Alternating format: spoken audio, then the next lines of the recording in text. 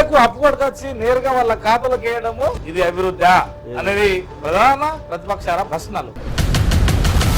రాష్ట్రంలో ఏ ఒక్క పేదవాడికి కూడా తెలుగుదేశం పార్టీ వల్ల ఏ ఒక్క లబ్ధి జరగలేదు. పేదోళ్లకు ఏ పార్టీ వచ్చినా కానీ మేలు చేసే పార్టీ కావాలని ఎవరైనా కోరు. ఇన్ని దప్పాలు ఎలక్షన్ జరిగినా కానీ ఇంకా పేదోడిని కన్నా ఉంటుందో ఉన్నవాడేమో రకరకాలుగా కష్టపడి ఇది ఇంకే మారాలి. ఈ సిస్టమ్ ఇప్పుడు జగనన్న కాదని పోయిన ఏ లీడర్ కూడా బాగుపడ్డాడు చరిత్ర లేదు. తిరువూరులో ఎలాంటి సమస్యలు ఆ సమస్యలకు పరిష్కారాలు ఏమన్నా మీ స్వామిదాస్ గారు ఏమన్నా మాటిస్తున్నాడా లేదంటే జగన్ గారు? వైనాట్ 175 జగన్మోహన్ రెడ్డి గారు ఉట్టిగా సరదాగా చెప్పిన మాట కదా ఇది. సార్ నమస్కారం. నమస్తే. బాగున్నారా? బాగున్నాం సార్. చాలా యాక్టివ్ ఉన్నారంటున్నది. అవును, ఫస్ట్ కానీ అలానే ఉంటాయి. ఇప్పుడు కూడా రాజకీయాల్లో ఫుల్ యాక్టివ్ ఉంటాం. ఇప్పుడు కూడా మొదటి నుంచి రాజకీయ కుటుంబం ఇదేనా? 2006 నుంచి నేను రాజకీయాల్లోకి వచ్చాను. 2006 నుంచి కంటిన్యూగా రాజకీయాలు చేస్తున్నాను. ఏ పార్టీ అప్పుడు? ఫస్ట్ కాంగ్రెస్ పార్టీలోంచి మా విలేజ్కి సర్పంచ్గా ఎన్నికయ్యాను.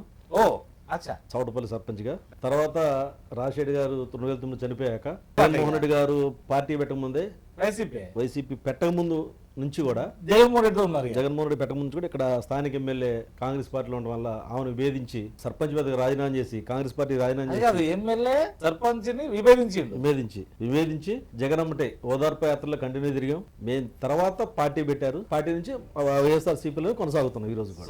ఏమనిపిస్తాడు జగన్ గారు? రామచంద్ర రెడ్డి అని అంటాడు. పేరు నోటెడ్. ఎన్నిసార్లు కలిసారు? ప్రతిపక్షంలో వీక్లీ వన్ టైం కలిసేవాళ్ళం. ఓదార్పు యాత్ర అప్పుడు వీక్లీ ప్రతి జిల్లా వెళ్ళాం.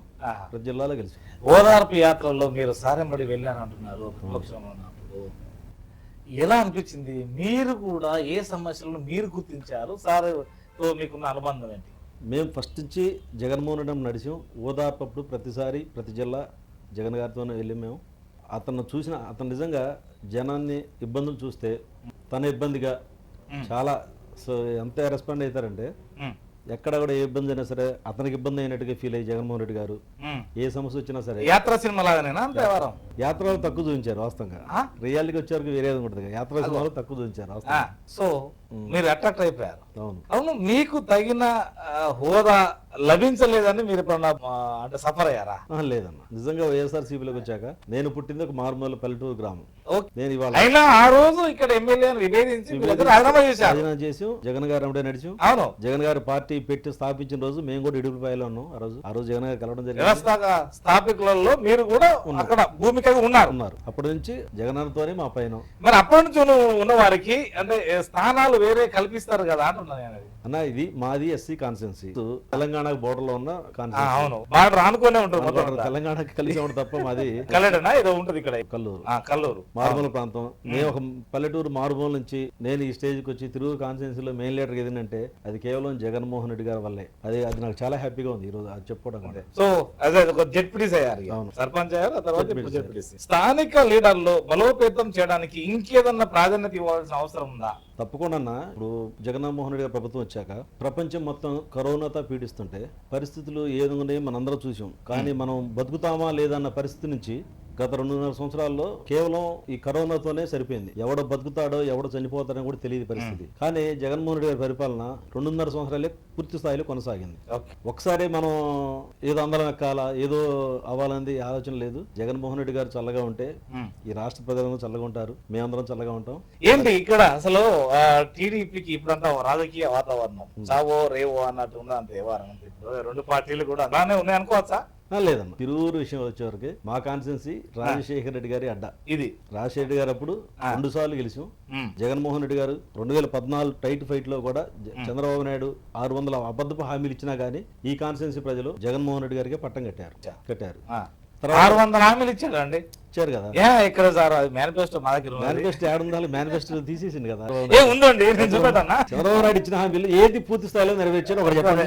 ఇదే కదా. అవును, అవునా కదా. అవునా, చంద్రబాబు నాయుడు పైకి పోతుంటది. నేను చెప్తున్నాను. అవును, ఉంది అంటే నా దగ్గర అయితే అవైలబుల్ ఉంది, ఎందుకంటే మేము ఛానల్ కాబట్టి పెట్టుకున్నాం. ఓకే, ఇదేమో టీడీపీది. ఇది 2 పేజీల మేనిఫెస్టో. ఇది జగన్మోహన్ రెడ్డి గారు. ఇది 2019. ఇది రాజ్యాంగం. అంటే మనం ఒక ప్రణాళికాబద్ధంగా పోవాలి అనే రాజ్యాంగం ఉన్నప్పటికీ ఆయా పార్టీలు సరే అధికారంలో రావడానికి ఏదో ఒక మేనిఫెస్టో పెట్టుకోవాలి. మేనిఫెస్టో అమలు చేయకపోతే మీరు మళ్ళీ ఎలక్షన్ లో నిలబడడానికి అర్హత లేదని ఏదైనా ఒక చట్టం రావాలా, వస్తే బాగుంటుందా? వస్తే బాగుంటుంది. ఈ రోజు జగన్మోహన్ రెడ్డి గారు ఇచ్చిన ప్రతి హామీని నెరవేర్చారు కాబట్టి గడప గడప ప్రోగ్రాం పెట్టి ప్రతి ఎమ్మెల్యేని ప్రతి గడప టచ్ చేయించారు. నిజంగా ఏ ఇంటికి వెళ్ళినా సరే, మేము గతం 19లో మన ప్రభుత్వం వచ్చాక గడప గడప పెట్టాక మా స్థానిక ఎమ్మెల్యే పూర్తి స్థాయిలో గడప గడప చేసిండు. మరి ఎందుకు స్థానిక ఎమ్మెల్యే? కొన్ని సమీకరణాల వల్ల, కొన్ని పరిస్థితుల వల్ల మారాల్సి వచ్చింది. మన ఒక్క తిరువురు కాన్స్టిట్యున్సీ మారలేదు కదా, రాష్ట్ర వ్యాప్తంగా కొన్ని పరిస్థితుల వల్ల మార్చారు. దాంట్లో మాది మారడం జరిగింది. సో మొన్ననే వచ్చినటువంటి స్వామిదాస్ గారికి టికెట్ ఇవ్వడము ఇది ఎంత మేరకు సబాబు అని కొంతమంది అభిప్రాయం. అన్న ఒకటైతే వాస్తవం, గతంలో మేము రాజకీయాల్లో వచ్చిన కాడి నుంచి ఇక్కడ ఎస్సీ కాన్స్టిట్యున్సీ కాబట్టి ఎక్కడి నుంచో వస్తున్నారు, అధికారం నుంచి అనుభవిస్తున్నారు, వలసలు వస్తున్నారు, అధికారం నుంచి వస్తున్నారు. స్వామిదాస్ కూడా ఇట్లా అన్నాడండి, ఆయన వలస పక్షి, నేనేమో సొంత వాస్తవే కదా. వస్తున్నారు, గెలిస్తే ఉంటున్నారు, ఓడిపోతే మళ్ళీ ఎవరు మన మొహం చూంచట్లా. కానీ ఇక్కడ మా కాన్స్టిట్యున్సీ ప్రజలందరూ కూడా స్థానికుడికి కావాలని చెప్పి ఒక 2 సంవత్సరాల నుంచి ప్రజల్లోకి మీ పాత్ర స్వామిదాస్ తీసుకురావడానికి రకరకాల ఈయనైతే లేదా ఇక్కడ లేకున్నా కానీ అక్కడ ఉన్నా కానీ ఈయనైతే పలానైతే అంటే పర్వాలేదు. ఇక్కడ స్థానిక ప్రజలు లోకల్ అభ్యర్థి, లోకల్ మనిషి కావాలని చెప్పేసి అందరూ పోటీ పెట్టారు. ప్రజల కోరిక మేరకే నాయకుడు. ప్రజలు ఏం చెప్తే దాన్ని నడిచేవాడే నాయకుడు తప్ప నాయకుడు చెప్తే ప్రజలు నడిచే పరిస్థితి లేదు ఈ రోజు. సరే, ఒక జడ్పీటీసీ మీరు చెప్పండి, ఎలా ఉంది ఇప్పుడు అంతా వాడి వేడిగా ఉంది కదా 2 పార్టీలు అన్న? అది చెప్పుకోవడానికే తప్ప వాడి వీడి అనేది వైనాట్ 175 జగన్మోహన్ రెడ్డి గారు ఉట్టిగా సరదాగా చెప్పిన మాట కాదు. అది 2 మేనిఫెస్టోలో చూపించారు. వాళ్ళు చెయ్యండి ఏంటి, మీరు చేసి వాళ్ళు అసలు ఏ పథకం పూర్తి స్థాయిలో చంద్రబాబు నాయుడు అమలు చేశారో ఒక పథకం చెప్పండి. కానీ జగన్మోహన్ రెడ్డి గారు చాలా చేశారు. స్వర్ణాంధ్రప్రదేశ్ అన్నారు, ఎక్కడ మహిళా సాధికారత అన్నారు, ఉద్యోగం అన్నారు, జాబత్ అన్నారు, హరితాంధ్రప్రదేశ్, తర్వాత వ్యవసాయం కానీ, ఇండస్ట్రీ కావచ్చు, డ్వాక్రా కానీ, వీళ్ళందరికీ చాలా హామీలు ఇచ్చారు కదా. ఇచ్చిన హామీలు ఏది నెరవేర్చారు? డ్వాక్రా మహిళ మాఫీ అండు, ₹1 ఎవడో తీసేయాలి. ఎన్నికల ముందు బంగారం కూడా పసుపు కుంకుమ అని చెప్పిండు. లాస్ట్ ఎన్నికల ముందు ₹10,000 పసుపు కుంకుమ ఇచ్చిండు. దాన్ని ఎవడో ఈ రాష్ట్ర ప్రజలు ఇష్టపడాల, అక్క చెల్లెలు ఎవడో కూడా. ఆయన మేనిఫెస్టోలో ఏం చెప్పిండు? బంగారం తాకట్లో ఉన్నా సరే నేను ఇస్తానండు, ఎంత రుణమాఫీ ఉంటే అంత రుణమాఫీ చేస్తానండు. ఎవరు చేసిండు? ఫస్ట్ ఒక 50,000 చేసిండు, తర్వాత మర్చిపోయిండు. నేను తర్వాత ఆ మాట అనలేదు. బంగారం కూడా అట్టపోయింది. అసలు ఆ మేనిఫెస్టో వల్ల నిజంగా ప్రజలు చాలా ఇబ్బంది నష్టపోయారు. చంద్రబాబు నాయుడు వచ్చి మొత్తం రద్దు చేస్తారని చెప్పి ఆ ఆలోచనలో పెట్టిన బ్యాంకుల్లో వడ్డీలు దాడిపోయి ఎట్టయినా చంద్రబాబు వస్తారో రుణమాఫీ చేస్తారని చెప్పి ఆశపడ్డారు. చివరిగా ఈ చంద్రబాబు నాయుడు ఇచ్చిన 40,000, 30,000, 50,000 వడ్డీలు కూడా చాలా వాస్తవంగా అది జరగబట్టే కదా 2019లో ఘోరంగా ఒడిచింది. ఎందుకు? 23 నియోజకవర్గాలకి పరిమితం అయ్యారు. దేనికయ్యారు? ఇచ్చిన హామీ ఏది నెరవేర్చలేదు. నెరవేరిస్తే ఈ పరిస్థితులు ఎంత దారుణం ఓడిపోదు కదా. నెరవేర్చలేదు కాబట్టి ప్రజలు ఎవరు ఇష్టపడలేదు. ఇప్పుడు ఎలా ఉంది అసలు సిచ్యువేషన్ అంతా? ఇప్పుడు ఇచ్చిన మాటని, ప్రతి మాటని నెరవేర్చిన నాయకుడు మా జగనన్నే. ప్రతి పేద, బడుగు, బలహీన వర్గాలు, ఎస్సీ, ఎస్టీ, బీసీ, మైనారిటీ వర్గాలకు కూడా సంక్షేమ పథకాల ద్వారా. టీడీపీ పుట్టిందే పేదల కొరకు కాదు సార్, అలా బీసీల కొరకు కాదండి. మా జగన్మోహన్ గారు చెప్పేది ఏంటి? పేదలకు పెద్దందారుల మధ్య యుద్ధం జరుగుతుంది. అది మీరు అంటున్నారు. టీడీపీ ఎన్టీ రామారావు పెట్టినప్పుడు కూడా బీసీలకు ప్రాధాన్యత ఇస్తూ బీసీలను చైతన్యం చేయాలన్న ఉద్దేశంతోనే కదా పుట్టిందే. మన బీసీల కొరకు అంటారు కదా. కరెక్టే, పుట్టింది బీసీల వరకే. తెలుగుదేశం పార్టీ అన్నారు. పార్టీ ఇంటర్ లేదు, నందమూరి కుటుంబం ఎవరూ లేరు, అల్లుడు లాక్కుండా కదా చంద్రబాబు నాయుడు వచ్చిండు. ఎంత కార్పొరేట్ వ్యవస్థ, వాళ్ళ పెత్తందారులకి వాళ్ళకి కావాల్సిన అనుచరులకే తప్ప ఈ రాష్ట్రంలో ఏ ఒక్క పేదవాడికి కూడా తెలుగుదేశం పార్టీ వల్ల ఏ ఒక్క లబ్ధి జరగలేదు.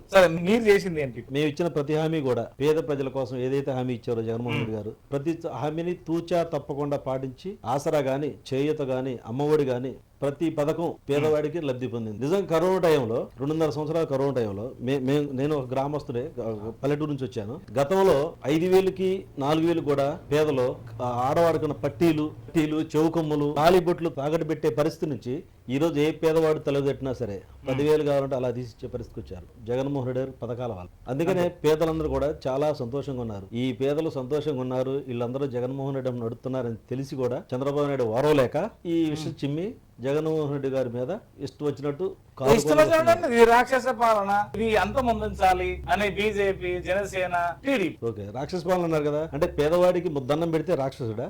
పేదవాడు ఇంగ్లీష్ మీడియం చదివితే రాక్షసుడా? ప్రతి స్కూల్ కూడా పల్లెటూరులో నాడు నేడు కింద కార్పొరేట్ స్కూల్ కు దీటుగా ప్రతి స్కూల్ ను కూడా తీర్చిదిద్దారు. కార్పొరేట్ హాస్పిటల్ పోటీగా ప్రతి హాస్పిటల్ కూడా విద్యా, వైద్యం 2 కళ్ళుగా చూసి పేదలందరికీ ఉచిత వైద్యం ఇస్తూ సంక్షేమం ద్వారా వాళ్ళందరూ కడుపు నింపుతున్న జగన్మోహన్ రెడ్డి సైకోనా? దేనికి సైకో? నువ్వు మీ మామను చంపినోడు, నువ్వు సైకో. చంద్రబాబు నాయుడు. జగన్మోహన్ రెడ్డి గారు పేదవాడికి అన్నం పెడుతుంది కదా, పేద ప్రజలు హక్కుని చేసుకున్నారు జగన్మోహన్ రెడ్డి గారిని. ఇవాళ ఎక్కడ చూడండి, జగన్మోహన్ రెడ్డి గారు ఇప్పుడు బస్సు యాత్ర జరుగుతుంటే ఎంతమంది లక్షలాది మంది వచ్చి చూస్తున్నారు. అదే చంద్రబాబు నాయుడు పెడితే ఎక్కడ వస్తున్నారు? ఇప్పుడు మీటింగ్ ఎవరైనా వస్తారు సార్, ఎక్కడ వస్తున్నారు? ఇక్కడ ఇక్కడ మా కాన్స్టిట్యున్సీలో అదే తెలుగుదేశం పార్టీ డబ్బులు ఇస్తే వచ్చే పరిస్థితి, మా పార్టీలో స్వచ్ఛందంగా ప్రతి కార్యక్రమం చేసుకుంటున్నారు. ఇంకో తీసుకోండి, మా కాన్స్టిట్యున్సీ మొత్తం మీద ఎవరికైనా ఒక ఓటర్కి డబ్బులు ఇచ్చి జనం తీసుకొస్తున్నారా, లేదా తెలుగుదేశం పార్టీ వాళ్ళు తీసుకొస్తున్నారా డబ్బులు ఇచ్చి? ఒకసారి మీరు ఎంక్వైరీ చేసుకుంటే మేము చెప్పవసరం లీడర్లుగా స్థాయి, గ్రామ స్థాయి చిన్న చిన్న లీడర్లనే చెప్తారు ఎవరు డబ్బులు ఇచ్చి జనం తీసుకొస్తున్నారు, ఎవరు ఏ పార్టీకి స్వచ్ఛందంగా వస్తున్నారు అనేది. ఇప్పుడు ఇక్కడ పేదోళ్లకు ఏ పార్టీ వచ్చినా గానీ మేలు చేసే పార్టీ కావాలని ఎవరైనా కోరు. కానీ ఇన్ని దఫాలు ఎలక్షన్ జరిగినా గానీ ఇంకా పేదోడిని కన్నా ఉంటుండు, ఉన్నవాడేమో రకరకాలుగా స్టెప్. ఇది ఇంకెప్పుడు మారాలి, ఈ సిస్టమ్ ఇప్పుడు మారాలి. ఇప్పుడు సిస్టమ్ మార్చడానికి కదా జగన్మోహన్ రెడ్డి గారు ముఖ్యమంత్రి అయింది. మార్చిండు కదా చాలా మట్టుకి. మెయిన్ కావాల్సింది వైద్యం. మనం మా పిల్లల్ని చదివించుకోవాలంటే డబ్బు కావాలి, కార్పొరేట్కి పంపించుకొని చదవాలంటే ఉన్న పొలం తాకట్టు పెట్టాలా, పొలం అమ్ముకోవాలా, లేదు పెద్ద జబ్బు వచ్చిందంటే ఉన్న పొలం 25 పొలం అమ్ముకోవాలి. ఇలా పరిస్థితి లేదు కదా. ఉచిత వైద్యం ఆ పరిస్థితి లేనప్పుడు ఈ నాడు నేడు కింద కాస్త మెరుగైంది అనుకోవచ్చా? చాలా మెరుగైంది. పేదలకు ఈ విద్య గానీ వైద్యం గానీ అందుబాటులోకి వచ్చింది, చాలా బాగా అందుబాటులో వచ్చింది. సో ఇంగ్లీష్ మీడియం కూడా ప్రవేశపెట్టినప్పుడు అసలు తెలుగే రాదంటే ఇంగ్లీష్ ఎందుకని కూడా చంద్రబాబు నాయుడు అన్నారు. అదే కదా, ఇప్పుడు పేదవాడు పైకి వస్తే ఓరలేని మనస్తత్వం కదా చంద్రబాబు నాయుడు. ఎటుకోటి చంద్రబాబు నాయుడుకి ఎవరైతే సంబంధించిన ఉన్నారో వాళ్ళే పైకి రావాలి, వాళ్ళు పెట్టుకోవాలి. పేదలు ఎప్పుడు అనగాని వర్గాలు ఎప్పుడు కిందే ఉండాలా, అతను చెప్పిన మాట వినాలే తప్ప. జగన్మోహన్ రెడ్డి గారు పేదల పక్షపాతి. ఇప్పుడు పేదలకు పెత్తందారులకు మధ్య అంటే ఎవరు పేదలు ఎవరు పెత్తందారులు? వైసీపీ అందరూ పేదలు అంటలా. వైసీపీ పార్టీ పుట్టిందే పేదల కోసం, పెట్టిందే. ఎందుకంటే నా తోటి జెడ్పీటీసీ పక్కన మైలవరం కాన్స్టిట్యున్సీ నేను వెళ్ళాను కానీ మీరు వెళ్ళి చూసింటారు. ఈ రాష్ట్ర ప్రజలందరికీ తెలుసు, చిన్న కుటుంబం చిన్న స్థాయిడు. తెలుగుదేశం పార్టీ నుంచి పోటీ చేసిన 1000 కోట్లకు అధిపతి, అపోజిట్ 1000 కోట్లకు అధిపతి. ఇంకోటి అసలు ఇందులో ఉన్నవాడే, మరి ఇందులో ఉన్నవాడే. అతను నచ్చలేదు, అతనేంటి 1000 కోట్లు పెడితే 4000 కోట్లు సంపాదించుకోవాలని ఆలోచన తెలుగుదేశం పార్టీ ఆ లీడర్లది. మనోడు ఏంటి ఉన్నది పేదవాడికి పంచాలా, పేద ప్రజలు సంతోషంగా ఉండాలనేది జగన్మోహన్ రెడ్డి గారి సిద్ధాంతం.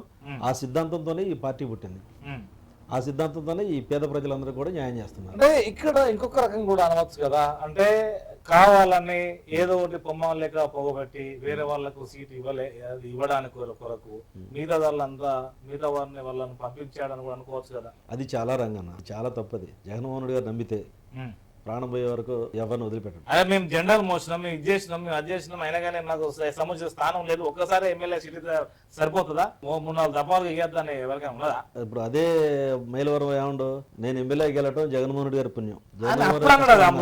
ఇవాళ ఎమ్మెల్యే అయిపోయాక జగన్మోహన్ రెడ్డి గారు ఎవరంటే ఎలా సాధ్యపడింది? నేను ఇవాళ జెడ్పీటీసీ అయ్యానంటే కేవలం జగన్ అన్న వాళ్ళే నేను జెడ్పీటీసీ. నా జీవితాంతం నా కట్టగాలే వరకు నేను జగన్తోనే ఉంటాను.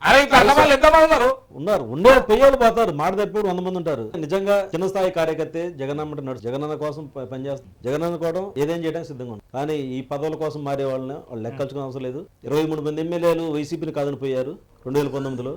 దాంట్లో ఎంతమంది ఇవాళ గుర్తింపు వచ్చారో రాష్ట్ర ప్రజలకు తెలుసు, పోయినోళ్ళు కూడా తెలుసు. మొన్న కొంతమంది ఎమ్మెల్యేలు జగన్ గారిని మేధించిపోయారు, వాళ్ళకి ఎంతమంది సీట్లు వచ్చినాయో వాళ్ళ పరిస్థితి ఏంటో తెలుసు. జగన్మోహన్ రెడ్డి కాదని పోయినోడు ఎవడో కూడా బాగుపడా రాజకీయాల్లో వాడికి భవిష్యత్తే ఉండదు. ఎందుకు? జరిగింది కదా, జరిగింది కదా. మంత్రం అవసరం లేదన్నా. స్టిల్ 23 మంది ఎమ్మెల్యేలు కొద్ది దాంట్లో ఎవరున్నారు ఈ రోజు? ఒక ఎమ్మెల్యే ఉండు, మిగతా వాళ్ళందరూ ఏమయ్యారు? కాలగర్భం కలిపారు. ఎవడన్నా పేర్లు ఉన్నారా? సరే, వాళ్ళు నమ్మిపోయినందుకు అంతమంది దాంట్లో సీట్ ఇచ్చారు, వాళ్ళ ఎంతమందికి సీట్ ఇచ్చారు? జగనన్న కాదని పోయిన ఏ లీడర్ కూడా బాగుపడ్డాడు చరిత్ర లేదు. ఈ తిరువూరు కాన్స్టిట్యున్సీ ఎలా ఉండబోతుంది అంటే మీరేం చెప్తారు? తిరువూరు కాన్స్టిట్యున్సీ నాకు తెలిసిన మట్టుకి జగన్మోహన్ రెడ్డి గారికి పులివెందుల ఎలా వైఎస్ఆర్ బలంగా ఉందో అట్లా ఉందా, తిరువూరు కూడా మరో పులివెందుల వైఎస్ఆర్ కాంగ్రెస్ అంత బలంగా ఉంది. మీ స్వామిదాస్ గారు కూడా అట్లా వాస్తవమే కదా. గతంలో స్వామిదాస్ ఉంటేనే వేరే వాళ్ళంటే స్వామిదాస్ గారు ఇక్కడ పార్టీ బలంగా ఉంది. పార్టీలోకి స్థానికంగా స్వామిదాస్ గారు రావడం నిజంగా ఇంకొంచెం బలం ఊపించేటైంది. గెలుపు అనేది మీరు ఎప్పుడు చూడని మెజార్టీని 24లో తిరువూరు ప్రజలు చూపిస్తారు. రాజకీయాలు చాలా పిరం అయిపోయినాయి కదా. కూడుకున్న సరే ఇక్కడ వైఎస్ఆర్ పార్టీ గెలుస్తుంది. సో మీ పాత్ర ఎలా ఉండబోతుంది ఇక్కడ తిరువురులో? చెప్తున్నాం కదా, మా మండల స్థాయిలో ఎప్పుడు తిరువురు మండలం వచ్చే వరకు వైఎస్ఆర్ బలంగా ఉంటది. ఇప్పుడు అక్కడక్కడ ఈ కాన్స్టిట్యున్సీ రిజర్వ్డ్ కావడం వల్ల మీ అగ్రవారం అదే పెత్తనం అవుతున్నట్టు నిజమేనా ఇది? అగ్రవారం పెట్టమట్టేదన్న. ఇక్కడ ఎమ్మెల్యే ఎవరు? ఎమ్మెల్యే పక్కకు కానీ మీ అంతా మీదే ఉంటున్నాడు కదా. ఎమ్మెల్యే ఇప్పుడు మాకేంటి రిజర్వేషన్ ప్రకారం వచ్చిన పదవులే కదా.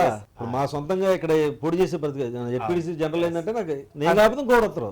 రిజర్వేషన్ ప్రకారం వచ్చే పదవులే కదా. ఎందుకు అన్రిజర్వ్డ్ లో కూడా కొన్ని ఆల్రెడీ బీసీ వాళ్ళకి కానీ ఎస్సీ వాళ్ళకి కూడా ఇచ్చిన సందర్భాలు ఉన్నాయి. మరి రిజర్వేషన్ స్థానాల్లో కూడా బీసీలకు ఇచ్చాము, కొన్ని ఎస్సీ కూడా ఇచ్చాము. అంతే. అంటే ఇలాంటి మార్పు ఎప్పుడో జరగాలి, కానీ ఇప్పుడు ఒక అడుగు పడింది అనుకోవచ్చా? పక్కాగా పడబట్టే కదా ఇలా మీ అందరం చిన్న చిన్న స్థాయిలు ఎస్సీ ఎస్టీ బీసీలు నిన్ను పదవులు వచ్చినాయంటే కేవలం జగనన్నే. సో ఇది ఇప్పుడు టీడీపీ కూడా ఇదే అవలంబించింది కదా. ఎక్కడ అవలంబించింది? రకరకాల బీసీలకు ఇచ్చారు, రకరకాలు ఇచ్చారు. బీసీలో అసలు రాజకీయ చైతన్యం తీసుకొచ్చిందే టీడీపీ పార్టీ అంటారు. అది వాళ్ళు చెప్పుకోవడం మనకు వస్తుంది. ఆచరణ లేదా? ఎక్కడ ఉంది? ఎక్కడ ఆచరణ ఉంది? ఎక్కడ? సో ఇక్కడ ఈ తిరువూరులో ఎలాంటి సమస్యలు ఉన్నాయి? ఆ సమస్యలకు పరిష్కారాలు ఏమన్నా మీ స్వామిదాస్ గారు ఏమన్నా మాటిస్తున్నాడా, లేదంటే జగన్ గారు మాటిస్తున్నారు? ఇక్కడ ఒకే సమస్య అన్న, మా కాన్స్టిట్యున్సీలో కాలనీ ఇల్లు కొంచెం కొరత ఉంది. ఆల్రెడీ జగన్ అన్న దృష్టికి కూడా వెళ్ళింది.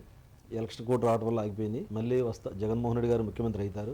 అంతేనా? పక్కాగా రాసి పెట్టుకోండి. మళ్ళీ 2024లో ముఖ్యమంత్రి జగన్మోహన్ రెడ్డి గారు. ప్రజలకు అప్పు కొట్టుకొచ్చి నేరుగా వాళ్ళ ఖాతాలకు వేయడము ఇది అభివృద్ధి అనేది ప్రధాన ప్రతిపక్షాల ప్రశ్నలు. కరెక్ట్ అన్న. గతంలో ఇదే బడ్జెట్ అంతే కదా. అవును. ఇప్పుడు ఇదే బడ్జెట్ లో పేదవాడికి పథకాల ద్వారా ప్రతి పేదవాడికి డబ్బు అకౌంట్ లోకి డీబీటీ ద్వారా అకౌంట్ లో జమ చేస్తుంటారు. ఇదే బడ్జెట్ మీరు ఎందుకు ఇలా పేరు రాజధాని అని చెప్పేసి గ్రాఫిక్స్ చూపించారు. అవును, ఇది తాత్కాలిక రాజధాని. అసలు తాత్కాలిక నేను చెప్పాలా? నువ్వు ముఖ్యమంత్రి పర్మిట్ చేయాలంటే టెంపరీ రాజధాని అనేది 50 సంవత్సరాలు కావాలి నీకు. టెంపరీ రాజధాని అక్కడ 10 సంవత్సరాలు ఉమ్మడి రాజధాని ఉంది ఆల్రెడీ. అక్కడ ఉండగానే ఆ నోటు విషయంలో కారణాల వల్ల నోటు విషయంలో నైట్ పారిపోయి ఇక్కడికి వచ్చి టెంపరీగా ఏదో టెంపరీ చెప్పాలి. 500 కోట్లు పెట్టి రాజధాని కట్టినప్పుడు టెంపరీ ఎందుకు కట్టాలా? అదే 2 సంవత్సరాల్లో కేసీఆర్ బ్రహ్మాండ సచివాలయం కట్టిండు. అది విషయం, అది ప్రధానంగా ఇస్తారు. మరి అదే పరిస్థితి ఇక్కడ ఎందుకు చేయలేకపోయారు? టెంపరీ ఎందుకు పెట్టాల్సి వచ్చింది? దాన్ని కేవలం వాళ్ళ కుటుంబాల కొరకే, లేకపోతే వాళ్ళ కమ్మ వాళ్ళ కొరకే వాడుకున్నాడా?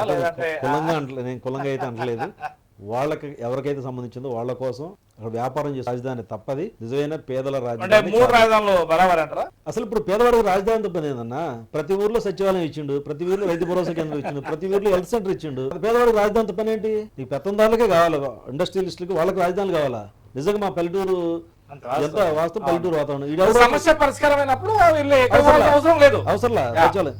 కానీ ఇవాళ ఈ సచివాలయం వ్యవస్థ ద్వారా ప్రతి పని పేదవాళ్ళు సచివాలయం పని అయిపోతుంది. వాలంటీర్స్ ఉన్నారు. ఇంకా నీకు రాజధానితో మాకు పని ఏంటి? నేను ఒక జెడ్పీటీసీ, నాకు కూడా రాజధానితో పని లేదు. నాకు మండలం ఉంది, ప్రతి సచివాలయంలో వ్యవస్థ ఉంది. కానీ జెడ్పీటీసీకి అంటే ఇది యూనియన్ గా ఉన్నటువంటి సమస్య. ఎంపీపీలోకేమో కూర్చుంది, జెడ్పీటీసీలకు లేదు. ఎట్లా అనేది దానిపైన ఒకటే సముచిత స్థానం కావాలి. అంటే ఇది ఒక ఆంధ్రప్రదేశ్ లో తెలంగాణ కాదు, ఇది టోటల్ దేశవ్యాప్తంగా ఉన్నది. సముచిత స్థానం కావాలి. ఒక మినీ ఎమ్మెల్యే లాంటి పోస్ట్ నేరుగా మేము ఎలక్షన్ లో ఎన్నుకోబడుతున్నాం. 50,000 మంది ఎంపీటీసీలకు అసలు ఉంటుంది. ఆఫీస్ ఉంది, ఈ నినాదం అయితే ఉంది, కంపల్సరీగా ఉంది. మేము కూడా మా జనరల్ బాడీ ఫస్ట్ మీటింగ్ లోనే మాకు ఆఫీస్ కావాలని చెప్పాం. ఇండియా యూనియన్ గవర్నమెంట్ పాలసీ కాబట్టి మంచి ఏదో లేదు. రాబోయే రోజులు కూడా జెడ్పీటీసీ కూడా ఒక ఆఫీసు ఉండాలి. అది అవసరమే.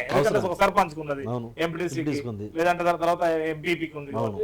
సో ఇక్కడ ప్రధానమైన అంశాలలో ఈ రాక్షస పాలన పోవాలి. ఇక్కడ ప్రధానంగా సార్ 3 పార్టీలు కలిపి ఒక మీటింగ్. మేము పోలవరానికి జాతీయ హోదా ఇప్పిస్తామని మోడీ గారితో అనిపించలేక, మేము స్పెషల్ స్టేటస్ కింద మేము ఇన్ని నిధులు చేస్తాము, చంద్రబాబు నాయుడు గెలిపించండి అని మోడీ గారు చెప్పలేదు. అంటే దేనికి? ఆ తర్వాత విశాఖ ఉక్కును మేము ప్రైవేటు పరం చేయము అని కూడా మోడీ గారితో చెప్పించలేదు. కేవలము ఈ పాలన అంతం ఉండాలి. మోడీ గారు కూడా చాలా నిబద్ధతగా చంద్రబాబును మాత్రం గెలిపించలేదు, బీజేపీని ఆదరించమంటున్నాడు. అంటే ఏంటి ఇక్కడ అసలు వాళ్ళ ఉద్దేశం ఏంటి? ఇది ఇక్కడ ఏం అర్థం కాలేదు అసలు. ఇక్కడ అన్నా ఒక మాట, రాజకీయాల్లో విశ్వసనీయత ఉండాలి. మెయిన్ మా పార్టీ జెండా ఒకటే, ఎజెండా ఒకటే. మేము ఇంకో జెండా పట్టుకునే పరిస్థితి. జగన్మోహన్ రెడ్డి గారు ముఖ్యమంత్రి ఉన్నంతకాలం మాకు మా జెండా తప్ప పక్కోడి జెండా మోయాల్సిన అవసరం మాకు లేదు. 40 సంవత్సరాల అనుభవం ఉన్న చంద్రబాబు నాయుడు గారు 1% లేని బీజేపీతో పొత్తు, ఒంటరిగా రావట్లేదు. ఒక్క ఎమ్మెల్యే లేని జనసేనతో పొత్తు. ఎందుకంత అవసరం? ఈ రాష్ట్రంలో బీజేపీతో పొత్తు కావాలి చంద్రబాబు నాయుడుకి, పక్క రాష్ట్రంలో వాడు శిష్యుడికి కాంగ్రెస్ కి సపోర్ట్ చేసిండు. ఈ ప్రజలు, ఈ రాష్ట్ర ప్రజలు గమనించరా? అంటే నువ్వు మేధావి అనుకుని నీకు తెలివితే అల్లడం అని చెప్పేస్తే ప్రజలు పిచ్చోళ్ళే ఇక్కడ. టీడీపీ ఉత్పత్తి చేసేటువంటి అది టీడీపీ నుంచి ఎక్కువ మంది సీఎంలు అయ్యారు. ఇప్పుడు రేవంత్ రెడ్డి ఎగ్జాంపుల్ కూడా అప్పుడప్పుడు చూసుకుంటున్నారు వాళ్ళు. కరెక్ట్ చేసుకోవచ్చు. అది కేసీఆర్ కూడా ఇందులోనే, ఇందులోనే. అది ఓకే. జాతీయ పార్టీ అని చెప్పుకునే చంద్రబాబు నాయుడు గారు తెలంగాణలో ఎందుకు పోటీ చేయాలా? నారా చంద్రబాబు నాయుడు జాతీయ పార్టీ అధ్యక్షుడు, ప్రధాన అధ్యక్షుడు. మరి తెలంగాణలో కాంగ్రెస్ కింద పొత్తు వెలిగిండు రేవంత్ రెడ్డి గెలిపేయడం కోసం, అంతే, కాంగ్రెస్ గెలిపేయడం కోసం. దాంట్లో తగ్గేదే లేదు. ఆంధ్రప్రదేశ్ లో ఏజెండా ఎవరవుతుంది? వైనాడు 175 ఏంది ఈ మతలాబ్ ఏంది అసలు? చేసాం కాబట్టే ధైర్యంగా చెప్పగలుగుతాం. చెప్పిన ప్రతి హామీని నెరవేర్చగలిగిండు, ప్రతి పేదవాడికి న్యాయం చేయగలిగిండు కాబట్టి వైనాట్ 175. చెల్లెళ్ళకు న్యాయం చేయనోడే మీకేం న్యాయం చేస్తారు అంటాను కదా. ఎవరు? చంద్రబాబు. ఇద్దరు చెల్లెళ్ళు చంద్రబాబు నాయుడు కుట్రలో భాగమే తప్ప నిజంగా అది జరిగిద్దంటారా? మీరు చెప్పాలి. అది ఎక్కడా జరగదు. అది ఇప్పుడు ఆంధ్ర ఆడపడుచు, తెలంగాణ కోడలు రావడం వల్ల ఎవరు ఇక్కడ మేలు జరుగుతుంది? ఇక్కడ ఎవరు వచ్చినా వచ్చేది జగన్. ఇప్పుడు అనుకోండి, వైఎస్ రాజశేఖర రెడ్డి కొడుకు జగన్మోహన్, కూతురేమో షర్మిల గారు. జగన్మోహన్ రెడ్డి గారిని ఎంతైతే ఆదరించారో మరి కూతురు కూడా అట్లే ఆదరించాలి కదా సార్. మీరు ఆదరించాలి, కరెక్టే. కానీ నీకు ఫస్టే ఉన్నప్పుడు ఇక్కడే ఉండాలి కదా. ఇక్కడే పార్టీ కొనసాగాలి. తెలంగాణ కోడలు ఎందుకు పోయింది? తెలంగాణలో పార్టీ ఎందుకు పెట్టింది? తెలంగాణలో పాదయాత్ర ఎందుకు చేసింది? మళ్ళీ మళ్ళీ కాంగ్రెస్ పార్టీకి ఎందుకు మద్దతు పలికింది అక్కడ? మళ్ళీ అదే కాంగ్రెస్ పార్టీ తీసుకొచ్చి జగన్మోహన్ రెడ్డి గారి మీద డ్యామేజ్ చేయడం కోసం మళ్ళీ ఇక్కడ తీసుకొచ్చి పిసిసి అధ్యక్షుని చేయాలా? నీకు రాజశేఖర్ గారి ప్రేమ ఉంటే అక్కడే ఏదో ఎమ్మెల్యే ఇవ్వచ్చు కదా, అక్కడ ఏదో మినిస్టర్ ఇవ్వచ్చు కదా, లేదా అక్కడ ఏదో ఎంపీ ఇవ్వచ్చు కదా. తెలంగాణలో పార్టీ పెట్టి నేను ఆడపిల్లనే ఆమె చెప్పిందే కదా, ఆమె చెప్పింది తెలంగాణలో పాదయాత్ర చేసింది, మరి అక్కడ ఇవ్వాలి కదా. మళ్ళీ ఇక్కడ తీసుకొచ్చి ఎవరు వచ్చినా ఎవరు రాకపోయినా ఈ రాష్ట్ర ప్రజలందరూ కూడా జగనన్నే ఉన్నారు, జగనన్నే ముఖ్యమంత్రి. మీ ధైర్యం ఏంది? ఇప్పుడు నిలబడ్డ ప్రతి వాళ్ళు మేము గెలుస్తాం మా ధైర్యం మా జగనన్న. ప్రజలు కదా, ప్రజలే మా ధైర్యం, మా జగనన్న. జగనన్నకి ధైర్యం ప్రజలు. జగనన్న ఏమంటుండో, నేను దేవుడిని నమ్ముతా, ప్రజలను నమ్ముతా తప్ప మిగతా నా దళారీ వ్యవస్థ వద్దు. ప్రజలు దేవుడు నమ్మిన వ్యక్తి జగన్మోహన్ రెడ్డి. మీరు చెప్పండి, వైనాట్ 175 అంటుంది కదా, 175 సాధ్యమా? సాధ్యం. ఈ ఎన్నికల్లో సాధ్యం. చూడండి మీరు కావాలంటే 24 ఏ బలంతో. ఇదేనా మీ కాన్సెప్ట్? పక్కాగా జగనన్న కాన్సెప్టే మా కాన్సెప్ట్. ఏంటి మీ జగనన్న కాన్సెప్ట్? పేదవాడికి న్యాయం జరిగింది కదా, అది చాలు. మనం నాయకుడిని ఎన్నుకునేది ఎందుకు? మనకు మంచి చేస్తున్నట్టే మనం నాయకుడిని ఎన్నుకుంటాం. ఆ మంచి చేయగలిగే నాయకుడు, మంచి చేసిన నాయకుడు కేవలం జగన్మోహన్ రెడ్డి గారు. ఆయన మాట అంటూ ఉండేవి, అదే ఆయన బలం, ప్రజలకు ఆయన బలం. సో ప్రతిపక్షాలు కూడా అదే మాట రావాలన్నా? ప్రతిపక్షాలు ఎందుకంటారన్నా? వాళ్ళు మేము గెలుస్తూ ఉంటారు. వాళ్ళు మీరు గెలిచే దమ్మున్నప్పుడు బీజేపీతో పొత్తు, జనసేనతో పొత్తు అవసరం లేదు కదా. 40 సంవత్సరాల అనుభవం ఉన్న నాయకుడికి ఎవరితో కావాలి? సో మీరు మీ లోకల్ గా మీ ప్రభావం ఎంత? కంపల్సరీగా తిరువురు కాన్స్టిట్యున్సీ ఎప్పుడూ లేని మెజార్టీ 24 ఎలక్షన్లో చూడబోతుంది. ఎందుకు? దానికి ఏమన్నా మీరు ప్రణాళికలు, రకరకాలు ఆర్థిక బలం, అంగబలం ఇవన్నీ చేసుకున్నారా? అవసరం లేదన్నా. జగనన్నే మా బలం. ప్రజలకి మాకు జగనన్నే బలం. ఆర్థిక బలం ఉండాలి కదా. జగనన్న చేసిన సంక్షేమ పథకాలే మా బలం. అయినా ఆర్థిక బలం ఉండాలి కదా. అవసరం లేదు. ఇక్కడ మా ఉన్న ప్రజెంట్ గా చూస్తున్నారు, వాళ్ళు ఆర్థిక బలం ఎంత ఉందో మా ఆర్థిక బలం ఎంత ఉందో. మేము ఎక్కడా కూడా ₹1 ఇచ్చి జనం తీసుకోవడం కానీ, ₹1 ఇచ్చి ఎక్కడన్నా ఆర్థిక సమ్మెలో పెట్టడం కానీ ఎక్కడా లేదు. కానీ ప్రతిపక్ష వాళ్ళు మొత్తం డబ్బుతోనే నడుపుతున్నారు. ఆంధ్రప్రదేశ్ లో ఏజెండా ఎవరు? మళ్ళీ ఏ నమ్మకంతో, ఏ బలంతో మీరేమైనా ప్రతిపక్షాలను డిమాండ్ చేస్తున్నారా? అసలు ఎవరు అవసరం లేదన్నా. ఈ ప్రజలందరూ, ఆంధ్రప్రదేశ్ ప్రజలందరూ పేద, బడుగు, బలహీన వర్గాలు, నా ఎస్సీ, నా ఎస్టీ, నా బీసీ, నా మైనార్టీ అంటున్నారు. వీళ్ళందరూ జగన్ వారికి కూడా దాదాపు 50% సీట్లు ఇచ్చినామని కూడా అంటున్నారు. నిజమేనా? వాస్తవమే కదా. 200 సీట్లు ఎంపీ, ఎమ్మెల్యే సీట్లు, 100 సీట్లు ఇచ్చారు కదా. నిజంగా కొంతమంది చూస్తే ఇప్పుడు మైలవరం గానీ, సింగనమల లారీ టిప్పర్ డ్రైవర్ ఇచ్చారు. అలాంటి వాళ్ళకి తెలుగుదేశం పార్టీలు ఎక్కడైనా సాధ్యపడిందే. సరే, సాధ్యమా అసాధ్యమే విషయం. కానీ అనవసరంగా అక్కడ బ్లేమ్ అయ్యిండు ఎవరు? చంద్రబాబు నాయుడు. అంటే డబ్బున్నోడే కావాలంటే అలా అనేది కదా. చంద్రబాబు నాయుడు అంతే జరిగింది. నిజాలు మాట్లాడడం జరుగుతాయి అన్న. ఇప్పుడు నిమ్మగడ్డ రమేష్ గత 50 దినాల నుంచి వాలంటీర్లే పెన్షన్లు ఇస్తున్నారు. ఈ నెల పెన్షన్లు ఇస్తే తారుమారు అయిపోతుంది కదా. ఏమైతుందే కాదు. వాళ్ళకి పెన్షన్ ద్వారా వాళ్ళకి న్యాయం జరిగింది కదా, వాళ్ళ నోట్లో కూడా మట్టి తీసే పరిస్థితి వచ్చింది కదా, వీళ్ళకి కూడా 5,000 వేలే కదా. వాళ్ళకి పోయి పేదలను ఇబ్బంది పెట్టారు. ఇప్పుడు 5,000 ఇబ్బంది పెట్టారు. వాలంటీర్ వాళ్ళు సప్లై ఇవ్వకుంటే ఏం కాదు, మేము వాలంటీర్ వ్యవస్థ మేము పడకాస్తాం లేదంటే మీకు హామీ ఇస్తున్నాం అంటే అది వేరే విషయం. ఈ వాలంటీర్ వ్యవస్థ వద్దడం వల్ల వీళ్ళకు 5,000 పోతున్నాయి, 5,000 ఊరుకుంటారా? ఊరుకోరు కదా, ఎట్లా ఎట్లా నాకైతే ఇప్పుడు జాబ్ లేదు కదా, అసలు అయిపోతుంది కదా అనుకోరా. మా పంచాయతీలో 11 మంది వాలంటీర్లు ఉన్నారు, స్వచ్ఛందంగా వాళ్ళే రాజీనామా చేశారు. మాకు మేము పేదవాడికి న్యాయం చేస్తుంటే చంద్రబాబు నాయుడు మా మీద కుట్రలు చదువుతున్నారు, మాకు ఈ వాలంటీర్ పదవి వద్దు, స్వచ్ఛందంగా రాజీనామా చేసి. అప్పుడు మీ జడ్పీటీసీ అప్పుడు కూడా ఈ నిమ్మగడ్డనే ఏది ఓటి పిటిషన్ అట్లా మాకే జరిగింది, ఇప్పుడు మాకే జరిగింది. జగన్మోహన్ రెడ్డి గారు పెట్టిన పథకాలు మొన్నటిదాకా చంద్రబాబు నాయుడు ఏం మాట్లాడు, నేను సింగపూర్ చేస్తానంటే మరో శ్రీలంక చేస్తుండో జగన్మోహన్ రెడ్డి చెప్పేసి అన్నారు. మరి అదే పథకాలని ఇప్పుడు సూపర్ 6 అంటా పేరు మార్చి సూపర్ 6 పెట్టి అదే పథకాలను డబ్బులు పెంచి ఇంకా కొంత ఇంకా పెంచిచ్చి నువ్వేం చేస్తావు, సింగపూర్ రెడ్డి చేస్తావు, సంపదను సృష్టిస్తాం. ఎక్కడి నుంచి వచ్చింది సంపద? ఇక్కడ నుండే. ఎక్కడి నుంచి వచ్చింది అంటే రాజధాని సంపద ఏంటంటే రాజధాని ఏరియాలో 30,000 ఎకరం సంపాదించుకొని దాన్ని అమ్ముకోవడం, ప్లాట్లు పెట్టుకొని అది సంపద. ఏ సంపద? ఎక్కడ సంపాదించను? గత 5 సంవత్సరాలు సంపాదించింది ఏంటి? సంపద ఏది? ఎక్కడ సంపాదించింది 5 సంవత్సరాలు? ఇంకా సచివాలయం కట్టిండు, కురిసే బిల్డింగ్ కట్టిండు, వదిలేసిండు. ఎందుకు సంపాదించింది? అదే ఇక్కడ విజయవాడలో అంబేద్కర్ స్టాచ్యూ పెట్టారు, ఏమన్నా బలం చేకూరింది అనుకోవచ్చా? పక్కాగా అది అంటే దాదాపు 19-20 నిజంగా అక్కడికి వెళ్తే ఒళ్ళు గగ్గురు పడుతుంది. విగ్రహం ఆ స్టేటస్ చూస్తే ఒక మహానాయుడికి ఆ గౌరవం ఇంత మటుకు ఏ రాష్ట్రం ఇవ్వాల, కేవలం జగన్మోహన్ రెడ్డి గారు విజయవాడ నడిబొడ్డున అంత బొమ్మ పెట్టిండు. అది కేవలం ఆ మహానుభావుడికి మంచి గుర్తింపు 56 కార్పొరేషన్లు కూడా ఏర్పాటు ఇచ్చారు, ఈసీకి ఇచ్చారు. అంటే ఇప్పుడు ఇది విభజించి పాలించమన్నట్టు కాదా? ఇది ఎట్లయిద్దన్నా ఆ కులం ఎస్సీ ఎస్టీ బీసీ మైనార్టీలకి ఒక గౌరవం తీసుకొచ్చి ఒక పదవి ఇచ్చి పరిపాలించడం చెప్తే అది విభజించినట్టు అయింది. సమాజంలో గౌరవం తీసుకొస్తే విభజించడమా? చిన్న స్థాయి ఎస్సీ ఎస్టీ బీసీలో వాళ్ళకందరూ చైర్మన్లు ఇచ్చి వాళ్ళకి ఒక హోదా కల్పించి సమాజంలో గౌరవించి గౌరవేతం ఇచ్చి గౌరవం తీసుకొస్తే అన్ని విధాలుగా వాడు గౌరవిస్తే అది ఎక్కడ విభజించడం అయింది అంటే ఇంకొన్ని సమస్యలు కూడా దృష్టికి వచ్చే అవకాశాలు ఉంటాయి కంపల్సరీగా. ఆయా ప్రాతినిధ్యం, ఆయా చైర్మన్ ఎక్కడెక్కడ ఏ సమస్యలు ఉన్నాయి, వాళ్ళ వర్గం ఏంటి, ఎలా ఎన్నుకోబడింది, ఇంకేం కావాలి అవన్నీ